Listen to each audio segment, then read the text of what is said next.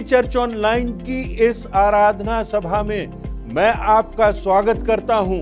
परमेश्वर को धन्यवाद देता हूं आपकी उपस्थिति के लिए। हम उस समय में प्रवेश कर चुके हैं जब हम प्रभु यीशु मसीह के असीमित दुखों को स्मरण करते हैं, उसकी शारीरिक, मानसिक और आत्मिक पीड़ा को स्मरण करते हैं, उसके बलिदान को स्मरण करते हैं, उस क्रूस की यात्रा को स्मरण करते हैं और उन दिनों में हुई घटनाओं पर विचार करते हैं। हम आज उन घटनाओं में से एक विशेष घटना पर विचार करेंगे जो हमारे लिए एक बहुत बड़ी चुनौती प्रस्तुत करती है कि हम अपने जीवनों का, अपने परिवारों का, अपनी कलीसिया का एक बार फिर से पुनर्मूल्यांकन कर सकें और देख सकें क्या हमारी जिंदगियों से प्रभु यीशु मसीह की शोभा दिखाई देती है।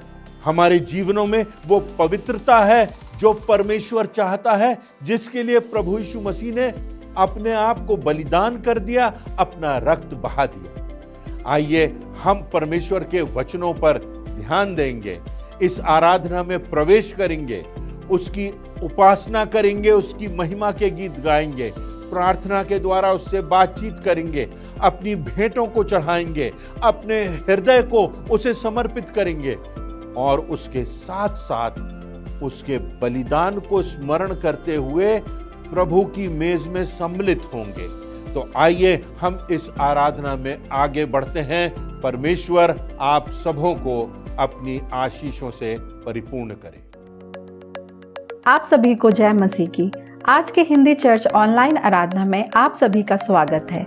आइए हम परमेश्वर की आशीष, उसकी उपस्थिति आज की आराधना में मांगे। प्रार्थना में जाएंगे। धन्यवाद के साथ प्रभु जी एक बार फिर से हम आपके चरणों के निकट आते हैं। धन्यवाद देते प्रभु जी आपके प्रेम और आपकी दया के लिए। धन्यवाद देते आपकी अद्भुत करुणा के लिए प्रभु जी। धन्यवाद देते मेरे परमेश्वर यहोवा पापों की क्षमा, देह की चंगाई और छुटकारे के लिए। एक बार फिर से आपने हमें यह अनुग्रह दिया कि हम आपकी उपस्थिति में आ सकते हैं प्रभु, इसलिए मैं आपके नाम का धन्यवाद देती हूँ। धन्यवाद देते मेरे परमेश्वर यहोवा हिंदी चर्च ऑनलाइन के लिए। अब तक आपने हमें संभाला है प्रभु जी, और यहोवा परमेश्वर आपकी उपस्थिति में आने के लिए अनुग्रह दिया, इसलिए धन्यवाद देते हैं। आज के वचन को प्रभु जी आपके हाथ में सौंपते हैं। हाँ प्रभु जी, हमारे प्रभु बोझ में जाना, आपकी स्तुति और आपकी आराधना करना और प्रभु जी आपको महिमा देना, सब कुछ आपको भाने पाए। धन्यवाद के साथ इस प्रार्थना को अपने उद्धारकर्ता प्रभु यीशु के नाम से मांग लेते हैं। सुनिए और ग्रहण करें। आमीन। यहोवा की स्तुति करो, हे मेरे मन, यहोवा की स्तुति कर। मैं जीवन भर यहोवा की स्तुति करता रहूंगा। जब तक मैं बना रहूंगा तब तक मैं अपने परमेश्वर का भजन गाता रहूंगा। हमारा परमेश्वर महिमा और स्तुति के योग्य है। बड़े उत्साह के साथ परमेश्वर के आदर और महिमा में हम कुछ गीत और कोरस गाएंगे।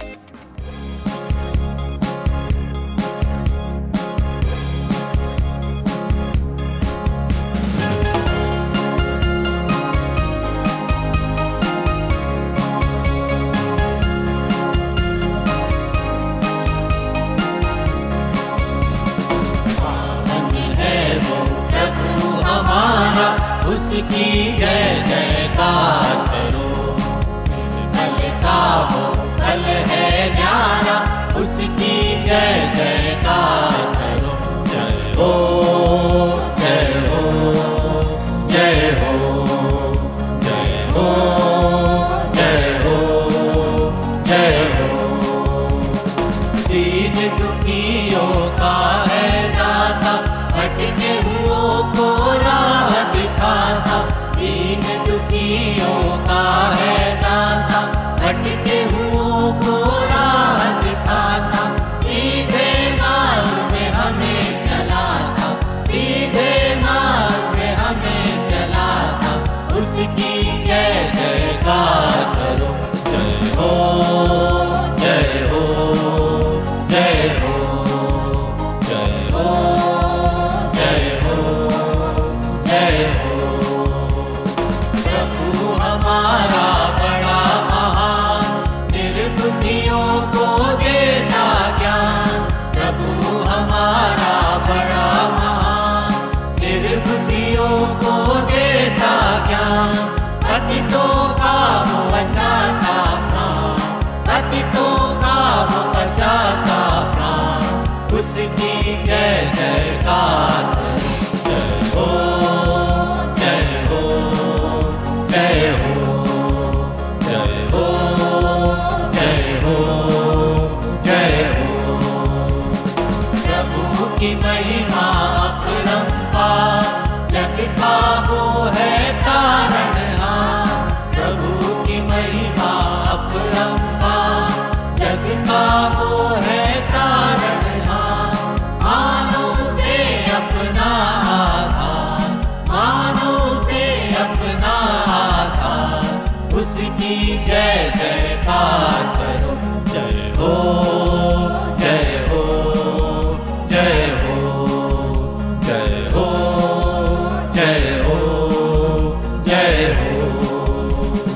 पावन है वो प्रभु हमारा, उसकी जय जयकार करो। निर्मल का वो कल है न्यारा, उसकी जय जयकार करो। जय हो जय हो जय हो जय हो जय हो जय हो।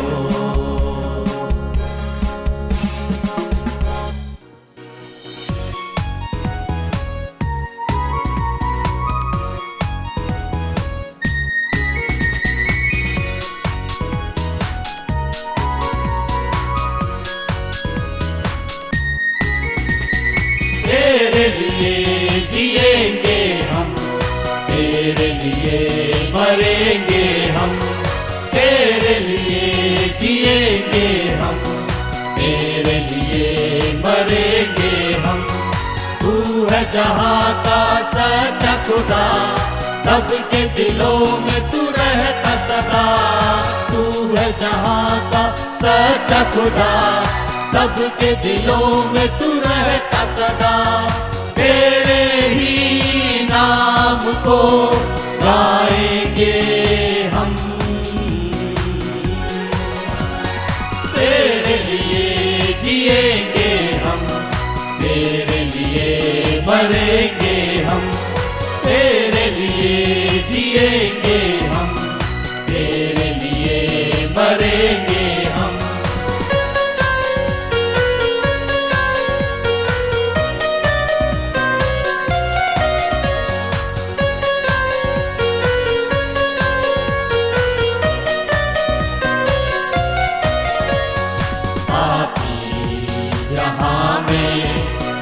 आके मसीह सबके गुनाहों को माफ किया। पापी जहां में तूने आके मसीह सबके गुनाहों को माफ किया। तू है जहां का सच्चा खुदा, सबके दिलों में तू रहता सदा। तू है जहां का सच्चा खुदा, सबके दिलों में तू रहता सदा। तेरे ही नाम को गाएंगे हम,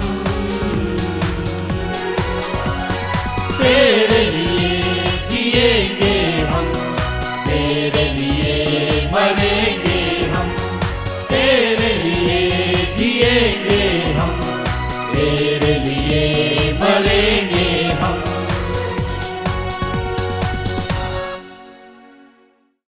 प्रभु यीशु मसीह के इस संसार में सशरीर जीवन का अंतिम अध्याय, उसमें एक प्रमुख घटना प्रभु यीशु मसीह के द्वारा मंदिर की सफाई, अपने पिता के घर की सफाई, हर प्रकार की भ्रष्टता से, सब प्रकार के व्यापार से, सब प्रकार की अशुद्धता से।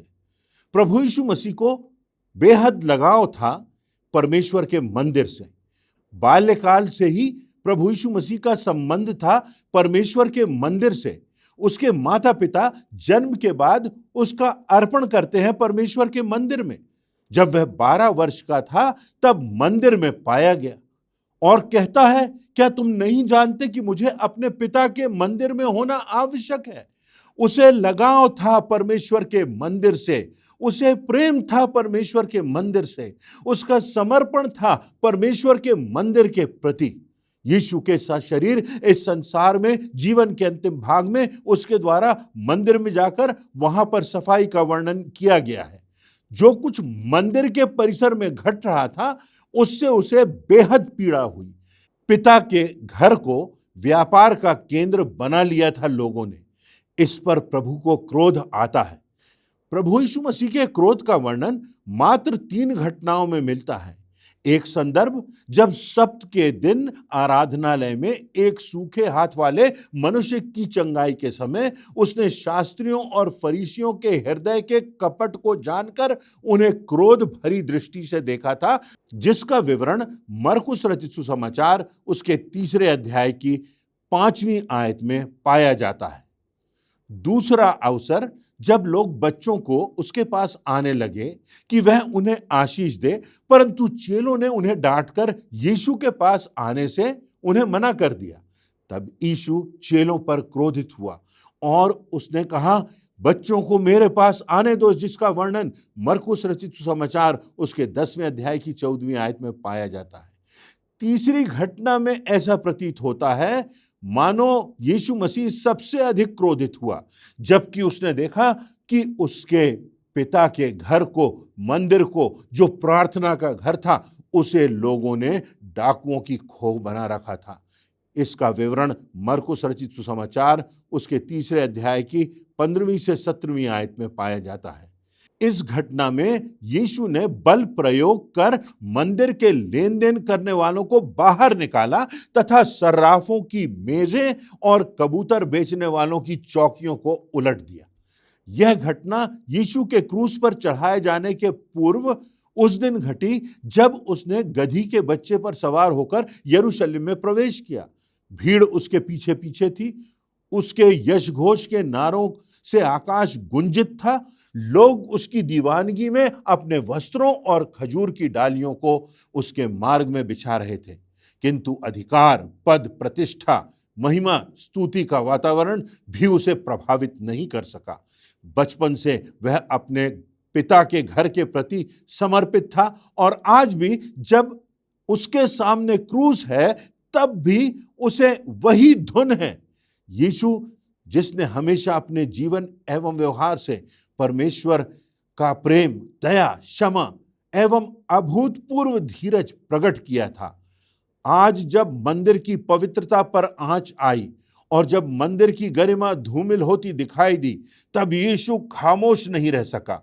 वह अत्यंत क्रोधित हुआ और इस क्रोध को उसने सबके सामने प्रकट भी किया। मानव जाति के उद्धार के लिए क्रूस पर बलिदान तो होना ही है, परंतु उसके पहले मंदिर की सफाई भी आवश्यक है। आज इस घटना के विषय से हमारे लिए क्या संदेश है, हमारे लिए क्या शिक्षा है? इस घटना से वचन में हमें प्रमुख रूप से 3 क्षेत्रों में पवित्रता हेतु शिक्षा मिलती है। पहली बात, व्यक्तिगत पवित्रता। वचन में व्यक्तिगत पवित्रता पर अत्यधिक जोर दिया गया है। लिखा हुआ है, जैसा तुम्हारा बुलाने वाला पवित्र है, वैसे ही तुम भी अपने सारे चाल चलन में पवित्र बनो। पहला पत्रस उसके 1 अध्याय की 15वीं और 16वीं आयत में यह बात लिखी है। उसके साथ साथ पहला कुरिन्थियों उसके 3 अध्याय और 16वीं और 17वीं आयतों में एक बहुत प्रमुख बात लिखी है। लिखा हुआ है, क्या तुम नहीं जानते कि तुम परमेश्वर का मंदिर हो और परमेश्वर का आत्मा तुम में वास करता है? यदि कोई परमेश्वर के मंदिर को नाश करेगा तो परमेश्वर भी उसे नाश करेगा, क्योंकि परमेश्वर का मंदिर पवित्र है और वह तुम हो। अनेक कलीसियाओं में 40 दिनों तक यीशु के दुखों को स्मरण किया जाता है। विशेष पारिवारिक एवं कलीसियाएं, आत्मिक जागृति सभाएं आयोजित की जाती हैं। क्या इन दिनों हम निर्णय करते हैं कि हम ऐसा करेंगे या मैं ऐसा करूंगा? यीशु को अपना जीवन संपूर्णता से समर्पित करूंगा।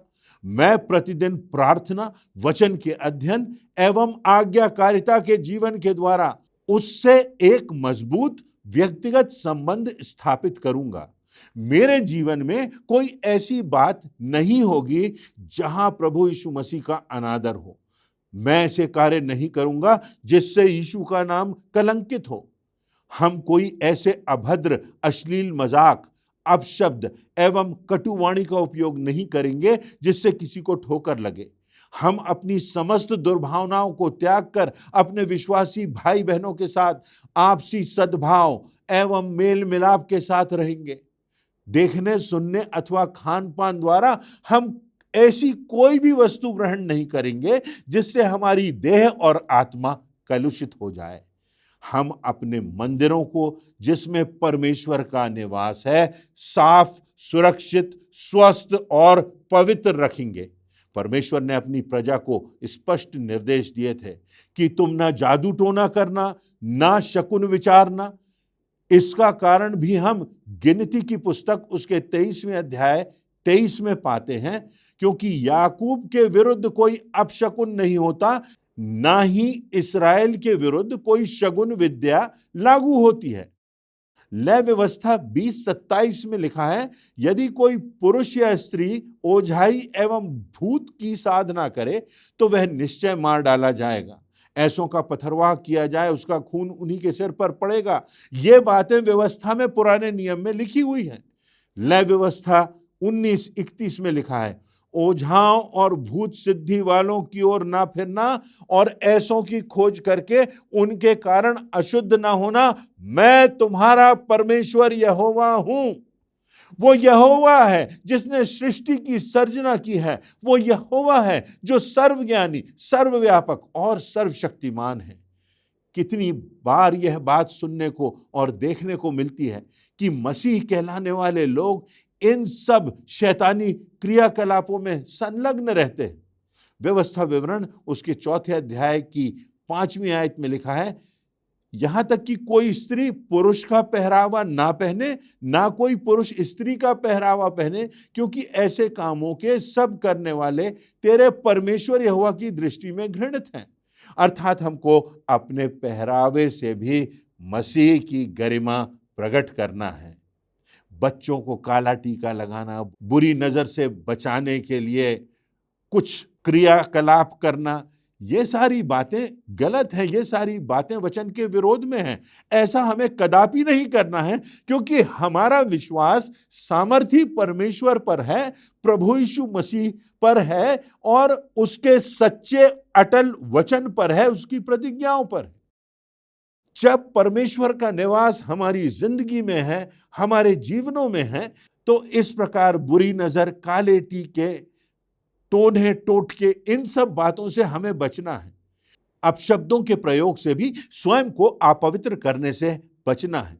आजकल कुछ अपशब्द सामान्य बोलचाल का रूप लेते जा रहे हैं। बात बात पर हम टेलीविजन में देखते हैं, अपने आसपास देखते हैं, लोग oh my God, God promise, इन शब्दों का प्रयोग करते हैं। वचन में लिखा है कि हमें परमेश्वर का नाम व्यर्थ नहीं लेना है, परमेश्वर का नाम हल्के रूप में नहीं लेना है। बात बात में ओ माय गॉड आदि कहना अनुचित है। प्रत्येक को अपने व्यक्तिगत पवित्रता का गंभीरता पूर्वक मूल्यांकन करना है, क्योंकि हम परमेश्वर का मंदिर हैं। हमारे हृदय और शरीर की कलुषता, अशुद्धता, अपवित्रता और मलिनता से आज भी मसीह क्रोधित एवं दुखी होता है। संपूर्ण पश्चाताप एवं संपूर्ण समर्पण आवश्यक है।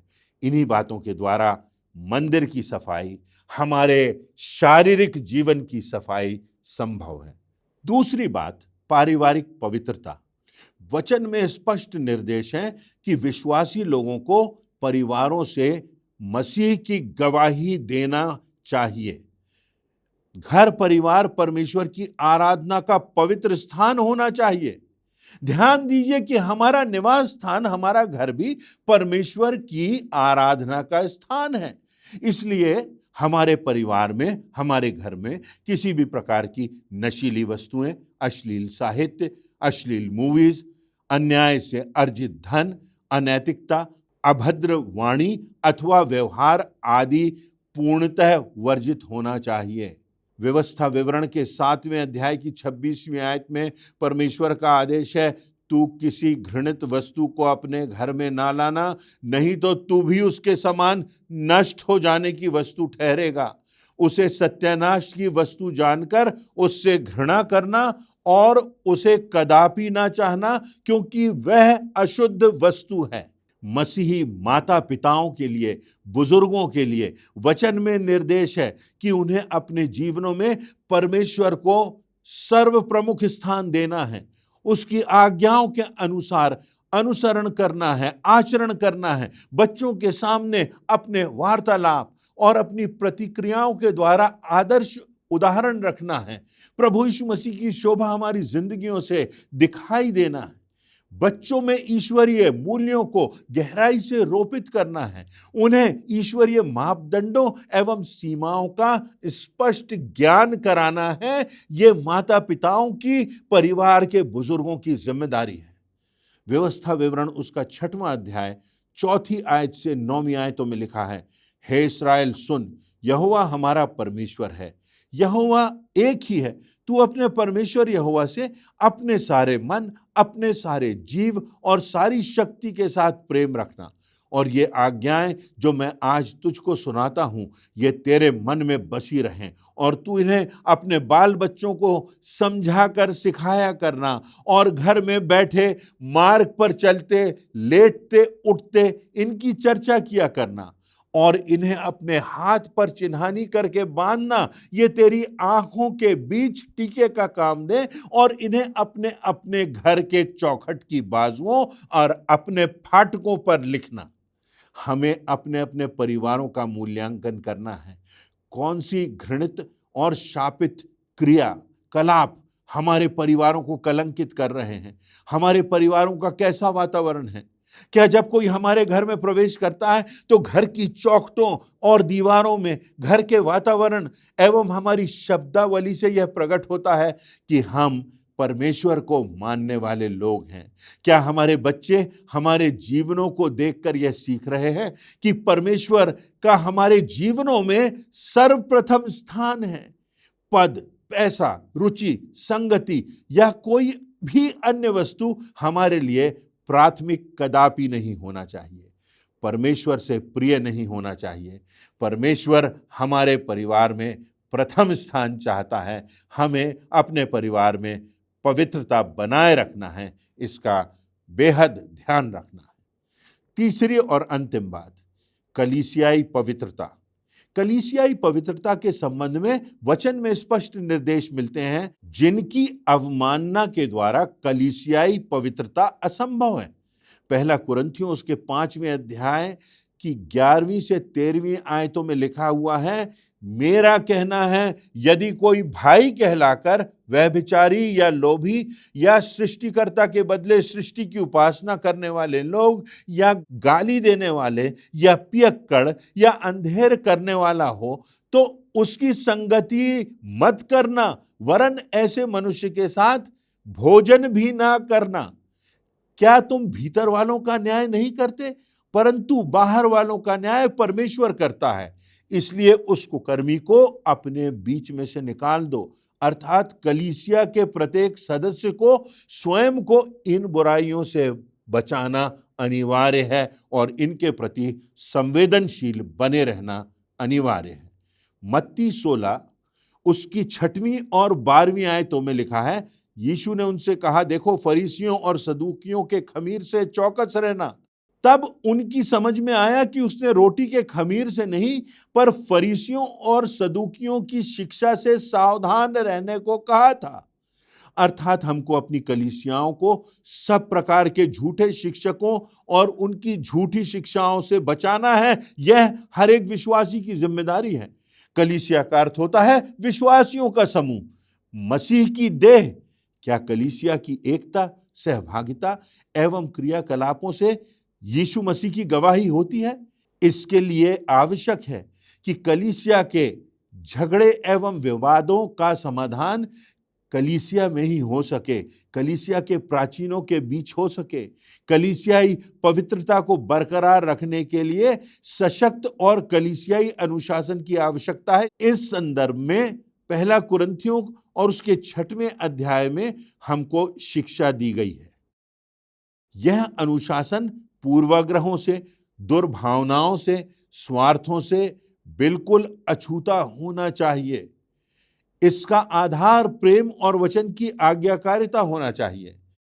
इफिसियों की पत्री उसके 4 अध्याय की 5वीं और 6वीं आयतों में लिखा है, एक ही प्रभु, एक ही विश्वास, एक ही बपतिस्मा और सबका एक ही ईश्वर और पिता है, जो सबके ऊपर, सबके मध्य में और सब में है। यह संदर्भ बिल्कुल सरल एवं स्पष्ट है, किंतु वास्तविकता में भिन्न भिन्न कालों में भिन्न भिन्न अगुओं ने अपनी समझ, बुद्धि एवं तार्किक क्षमता के बल पर अपने स्वार्थों की पूर्ति हेतु विभिन्न मत प्रतिपादित कर मसीह की देह को अनेक छोटे छोटे घटकों में बांट दिया है, विभाजित कर दिया है। पहला यूहन्ना 2:22-23 में यह तथ्य स्पष्टता से प्रकट किया गया है, जहां लिखा है, झूठा कौन है? केवल वह जो यीशु के मसीह होने से इनकार करता है, और मसीह का विरोधी वही है जो पिता का और पुत्र का इनकार करता है। जो कोई पुत्र का इनकार करता है, उसके पास पिता भी नहीं, जो पुत्र को मान लेता है उसके पास पिता भी है। दूसरा तिमुथियुस उसका 3 अध्याय उसकी 16वीं आयत में लिखा है, हर एक पवित्र शास्त्र परमेश्वर की प्रेरणा से रचा गया है और उपदेश और समझाने और सुधारने और धर्म की शिक्षा देने के लिए लाभदायक है। गलातियों की पुस्तक उसके पहले अध्याय 8वीं और 9वीं आयतों में और भी अधिक स्पष्ट और कड़ी हिदायत है।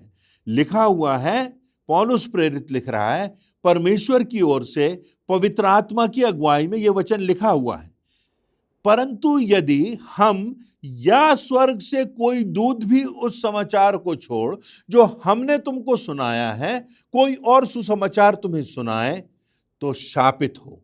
जैसा हम पहले कह चुके हैं, वैसा ही मैं अब भी फिर कहता हूं कि सुसमाचार को छोड़ जिसे तुमने ग्रहण किया है, यदि कोई और सुसमाचार सुनाता है तो शापित हो।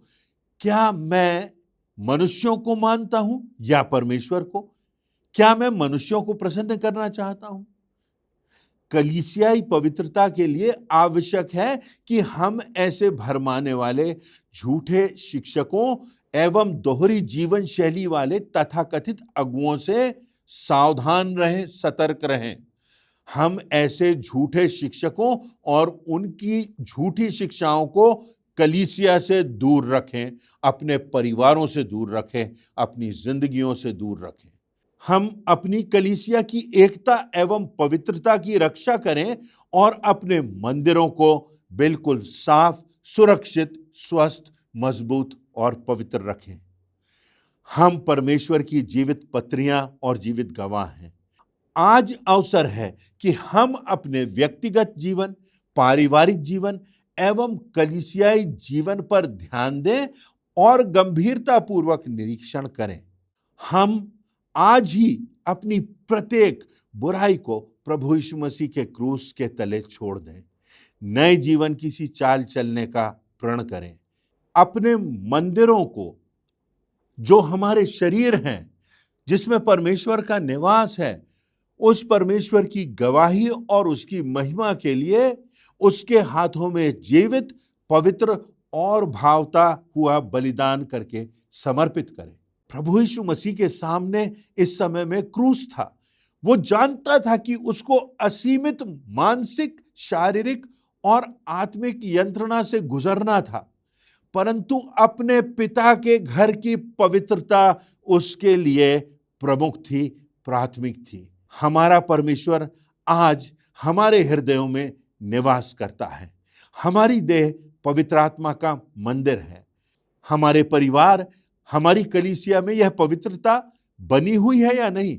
आज हमें इस बात पर ध्यान देना है और आज हम हर एक अशुद्ध बातों को दूर करते हुए प्रभु के प्रकाश से भर जाएं, उसके पुनरुत्थान की सामर्थ्य से अपने जीवनों को मजबूत बनाएं, ताकि प्रभु यीशु मसीह की शोभा हमारी जिंदगियों में, हमारे परिवार में और हमारी कलीसियाओं में दिखाई दे। तो हम इस संसार में उस ज्योति के समान होंगे, उस नमक के समान होंगे, जो प्रभु यीशु मसीह हमसे चाहता है, हमारी जिंदगियों से उसको इन बातों की अपेक्षा है। आइए एक बार हम अपने जीवन पर, अपने परिवार पर, अपनी कलीसिया पर नजर डालें और देखें कि हम कहाँ हैं। परमेश्वर आज हमसे अपने वचन से बातें कर रहा है और एक बार फिर से हमें चुनौती दे रहा है कि हम अपने जीवन में इन बातों पर ध्यान दें और जिंदगी में जो प्राथमिक है वह प्राथमिक बना रहे और संसार के साथ हम समझौता ना करें। परमेश्वर इन बातों को समझने की क्षमता और पवित्र आत्मा की अगुवाई हम में से प्रत्येक को प्रदान करे, ताकि इस समय में जबकि हम प्रभु यीशु मसीह के दुखों को स्मरण करते हैं, उसकी पीड़ाओं को स्मरण करते हैं, उसके क्रूस की ओर देखते हैं, तो हम इस पवित्रता की बात को अपने जीवन में, अपने परिवारों में और अपनी कलीसिया में देख सकें और परमेश्वर को भावता हुआ इसे बना सकें। ऐसी मेरी प्रार्थना है। इन वचनों से परमेश्वर आप सबों को आशीष देवे। आज के सुंदर एवं प्रेरणादायक संदेश के लिए परमेश्वर को और उसके दास को धन्यवाद देते हैं। अभी हम प्रभु भोज में सम्मिलित होंगे, परमेश्वर के महान बलिदान को स्मरण करेंगे। प्रभु की मेज में सम्मिलित होने से पहले हम अपने मनों को तैयार करें इस गीत के द्वारा।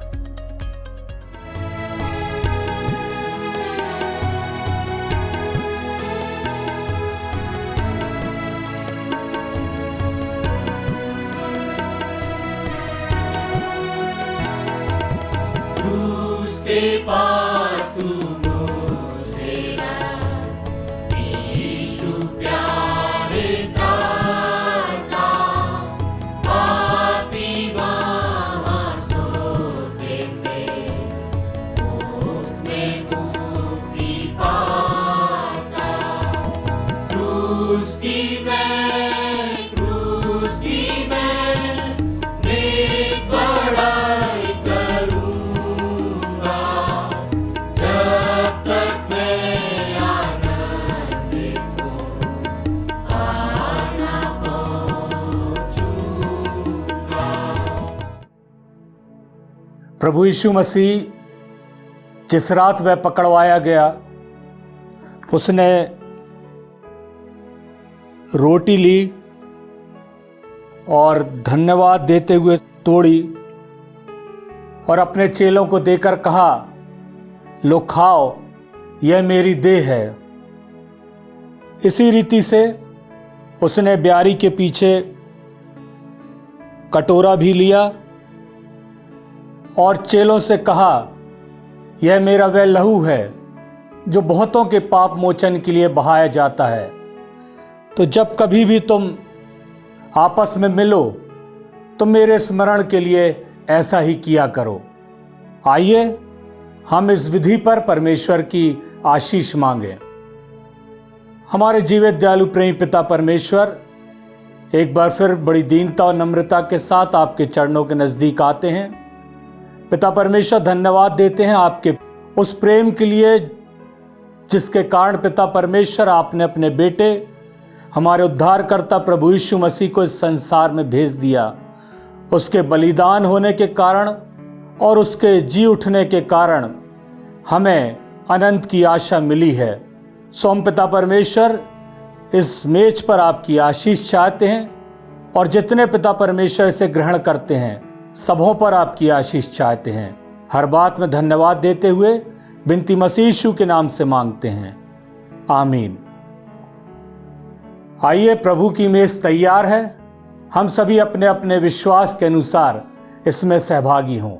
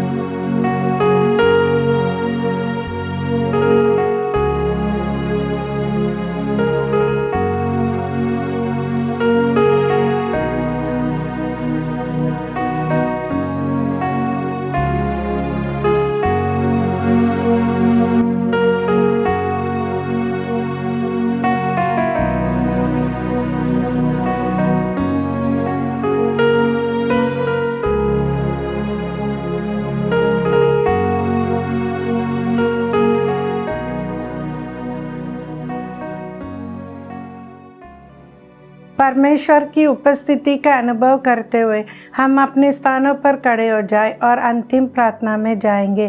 प्रार्थना के पश्चात प्रार्थना के रूप में कोरस गाएंगे और परमेश्वर पिता की आशीष से आज की इस आराधना को समाप्त करेंगे। आइए हम प्रार्थना करें। पिता परमेश्वर, इस सुंदर अवसर के लिए धन्यवाद देते हैं। धन्यवाद देते हैं सारे उत्तम आशीषों के लिए, आपकी प्रेम के लिए, क्षमा के लिए, त्याग के लिए, सुरक्षा के लिए और मार्गदर्शन के लिए। हम धन्यवाद देते हैं हिंदी चर्च ऑनलाइन के लिए, जिसके माध्यम से हम आपकी आराधना और स्तुति कर सके और आपकी दास के द्वारा पवित्र वचन में से सीख सके और प्रभु की मेज में शामिल हो सके। हम आज की आराधना में उपस्थित हर एक जन पर आपकी आशीष मांगते हैं। हम आने वाले सप्ताह को आपको पवित्र हाथों में सौंप देते हैं। सारी महिमा, आदर, सम्मान आपको देते हुए इस विनती को प्रभु यीशु मसीह के नाम से मांगते हैं। आमीन। यीशु मसीह मेरे जैसा है कोई नहीं, तेरे चरणों में झुके आसमां और महिमा गाए ज़मीन। यीशु मसीह तेरे जैसा है कोई नहीं, तेरे चरणों में झुके आसमां और महिमा गाए ज़मीन। हम गाए होसना, तू राजाओं का है राजा, तेरी महिमा होवे सदा। तू है प्रभु हमारा खुदा। हम गाए होसना, तू राजाओं का है राजा, तेरी महिमा होवे सदा। तू है प्रभु हमारा खुदा। हरे पिता, तूने हमसे इतना प्यार किया, हमें पापों से छुड़ाने को अपने बेटे को कुर्बान किया। आइए हम परमेश्वर की आशीष ग्रहण करेंगे। अब हमारे पिता परमेश्वर का प्रेम, प्रभु ख्रिस्त का अनुग्रह और पवित्र आत्मा की शांति और सहभागिता हमारे साथ और प्रत्येक विश्वासी के साथ अब से लेकर अंत तक होती रहे। आमीन।